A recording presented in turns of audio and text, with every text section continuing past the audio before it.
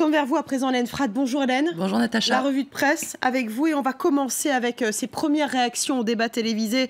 On en parlait avec Baptiste il y a quelques instants, débat télévisé entre les candidats à la présidentielle américaine Hillary Clinton et Donald Trump. Je vous propose de commencer Natacha avec ce sondage qui a été réalisé par la chaîne d'info CNN qui indique que 62% des personnes interrogées jugent que c'est la candidate démocrate Hillary Clinton qui a remporté entre guillemets ce premier débat contre 27% en faveur de son adversaire.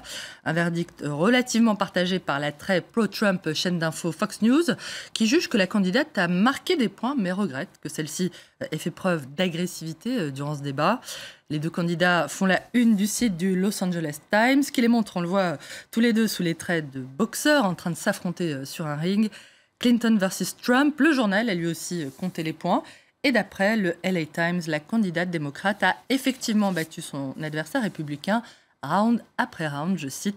Clinton, mieux préparée à la fois expliquer ce qu'elle ferait si elle était élue à la Maison-Blanche, offrant au public un programme positif à évaluer et attaquer Donald Trump de façon incessante, commente le journal qui conclut « La politique est plus difficile qu'il n'y paraît et Trump l'a découvert ce soir ».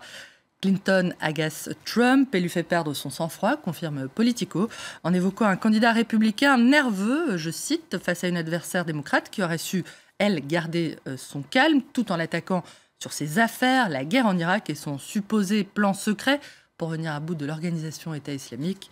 Donald Trump s'emporte, s'agite lorsqu'Hillary Clinton prend la parole, répète The Daily Beast, qui raconte comment le candidat aurait passé l'essentiel des 15 premières minutes du débat à crier et gesticuler, je cite, avant qu'Hillary Clinton ne passe à l'offensive. Est-ce que ce sera suffisant pour convaincre les très nombreux indécis ?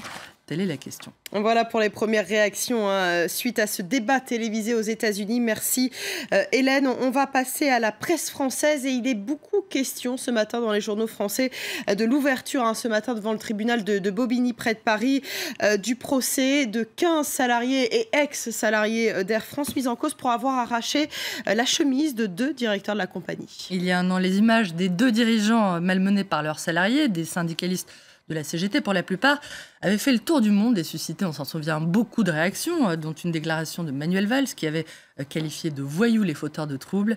Des images violentes remplacées par celles d'un rassemblement de soutien organisé par leurs collègues et camarades à la une de l'Humanité, qui dénonce un procès politique dont le but serait de faire un exemple en décourageant l'action syndicale. Les salariés mis en cause sont poursuivis pour violence en réunion et dégradation en réunion. Mais d'après l'UMA, ce que ces derniers paieraient avant tout, ce serait leur volonté de ne pas se résigner, à baisser la tête et à se taire. Je cite, « Libération évoque une situation sociale incandescente à Air France, où le climat n'aurait guère évolué depuis un an.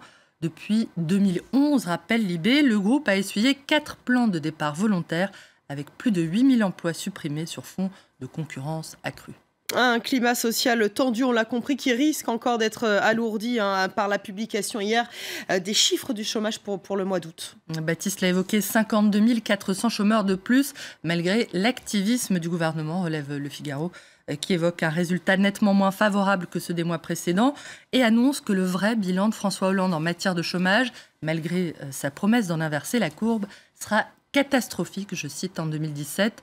À cette heure, cingle le journal, la France compte 685 000 chômeurs de plus depuis l'élection du chef de l'État en 2012.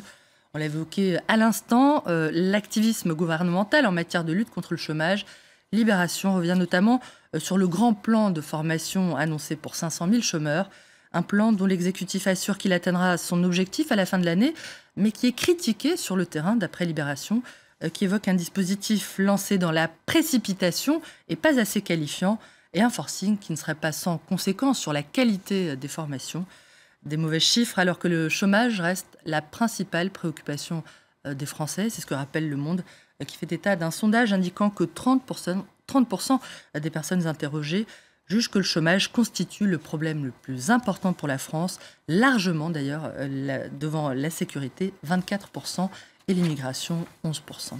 Autre mauvaise nouvelle, ce rapport publié aujourd'hui qui juge l'école trop inégalitaire. Là encore, l'étude du Conseil national d'évaluation du système scolaire ne met pas en cause le manque de mobilisation du gouvernement, mais plutôt le manque d'évaluation et de suivi des réformes qui expliquerait leur manque d'efficacité, d'après la Croix, qui évoque un volontarisme sans résultat. Nous multiplions les réformes sans les évaluer et nous reproduisons sans cesse les mêmes erreurs, analyse la présidente du CNESCO, tandis que les chercheurs, eux, déplorent un cumul d'insuffisances qui conduirait à une action publique illisible pour tout le monde. Autre quotidien, Natacha, autre rapport décidément peu rassurant, lui aussi. Un rapport dont fait état le Figaro qui affirme que le personnel hospitalier subit une agression verbale ou physique toutes les 30 minutes.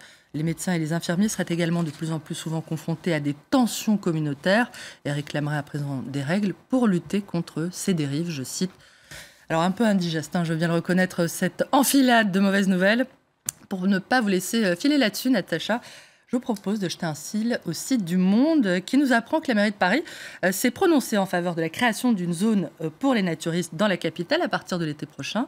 Alors pour le moment, le site en question n'a pas encore été défini. On parle du bois de Vincennes ou du bois de Boulogne, mais rien n'a été précisément décidé, d'après le Monde, qui rappelle que la France est la première destination naturiste au monde.